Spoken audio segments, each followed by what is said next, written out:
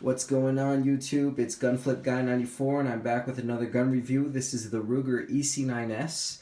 This is Ruger's value concealed carry 9mm pistol. I'm not going to say budget because it's definitely not a budget gun. It's very well made, feels really good, shoots really good, has a great trigger, and it just performs better than any gun you would ever expect to pay for 240 bucks for. All right, so let's get into it. Gun's clear.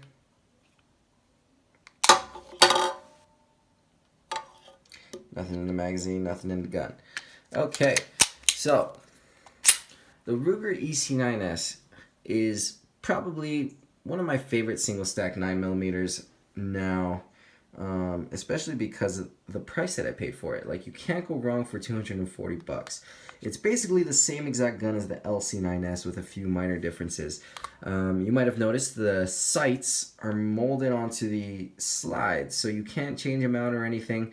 They're just kind of there, but they work great, and I think they do the job for what this gun is purposed for. It comes with one magazine, 7 rounds plus 1, so you get 8 rounds total of 9mm, and I think that's more than enough in an everyday situation. There's a few safety features. I think they went a little overboard on the safety features, but hey, what are you going to do? That's kind of just what they did.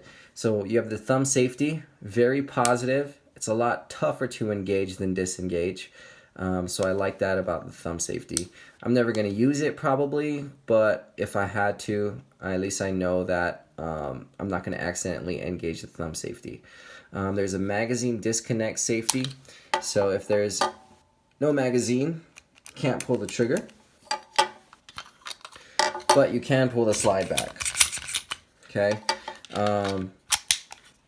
If the safety's on, can't pull the trigger, and you can't pull the slide back. Okay, so it kind of just locks up the whole gun. There's also, okay, so the magazine disconnect safety, and then there's this dingus trigger safety here. So basically you have to pull it flush before you can pull the trigger. You can't just pull it from the side or anything. Which at first I thought that was, really pointless, but I guess if you drop your gun and the pressure somehow pulls this trigger back, it's not gonna fire. You have to engage that to fire. Okay, so what do I like about this gun? My favorite thing about this gun is the trigger. I was able to get all my targets, or all my shots on target rather, because the trigger is just so easy and crispy. I mean, I think it's a lot better than the M&P Shield. I haven't shot the XDS, so I don't know about that one. But the Shield, the Glock 43, I don't like the Glocks, so I'm not a Glock fan. They're great guns, but just not my preference. This is my favorite single stack 9mm that I've shot so far. Alright, so the trigger, I'm going to show you real quick. The gun's clear. Pull it back, no resistance. You hit kind of this wall and then you pull it back more. There's a little bit of resistance before it breaks. And right there. Okay, reset. All the way out there. So resets right about there, and then the trigger comes all the way out to there. So again, no resistance to that wall, a little bit of resistance, and then you hit kind of like another wall almost, and then it breaks right there. Okay, so it's really predictable and it's very crispy. Okay, so I love the trigger on this gun. What else can I say about this? I took it to the range, shot 50 rounds through it since I've got it. So not much, but I just wanted to make sure it functioned correctly. I'm probably going to take it out again shortly, put a couple hundred rounds and see how it works. When I first shot it, I had a total of 3 failures to feed, all the same problem, and it was because when I took it out of the box, there was like no oil or anything on this gun, so I think the feed ramp just got a little bit sticky, and the same thing happened all 3 times. It just kind of like got stuck right there and wouldn't go all the way into the chamber. So oiled it up, cleaned it out, and I'm going to take it back and see how it functions, but I'm pretty sure that was the only problem. Otherwise, it ran flawlessly. Let's see. The magazine, you only get one, 7 rounds. It does come with a pinky extension base plate. You can switch it out easily with a flush base plate, which I'm going to keep the pinky extension because I just like the full grip here. And you can get a full grip very easily with the pinky extension. I don't mind having it flush either, but why not make it more comfortable for yourself, right? The takedown is a little bit tough. You need a tool or some kind of punch.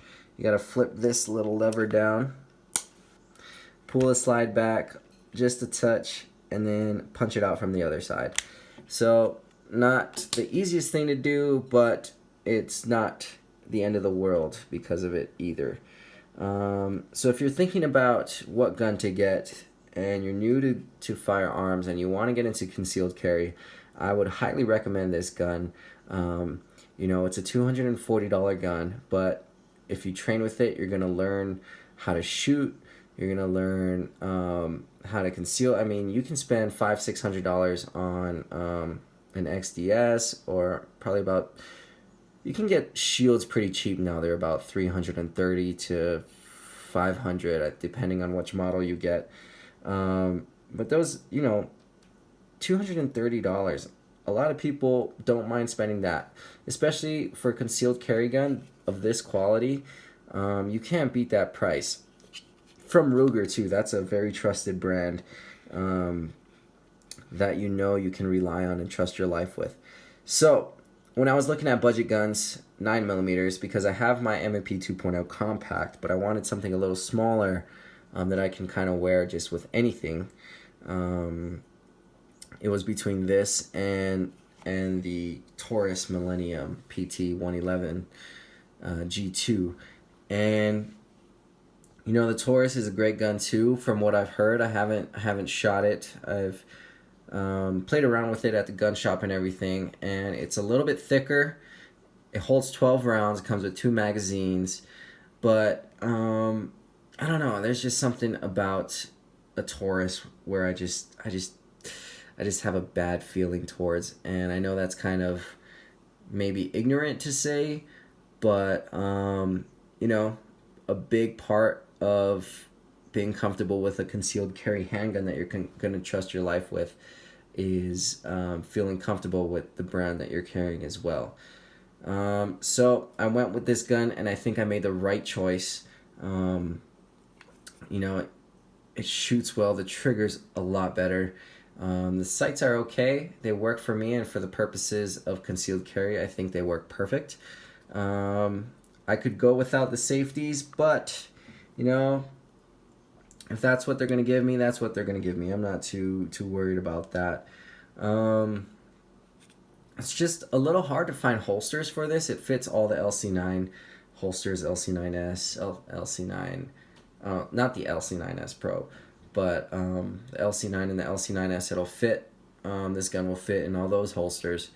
But I've been looking around and I can't really find a decently priced holster for it.